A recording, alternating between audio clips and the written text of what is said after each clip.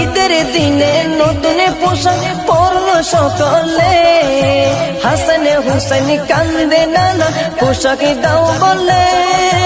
দয়ালে নবী করলো দোয়া ও গো রব্বানা, জান্নাত হতে কুদরতের পোশাক পাঠাও না, জান্নাত হতে কুদরতের পোশাক পাঠাও না।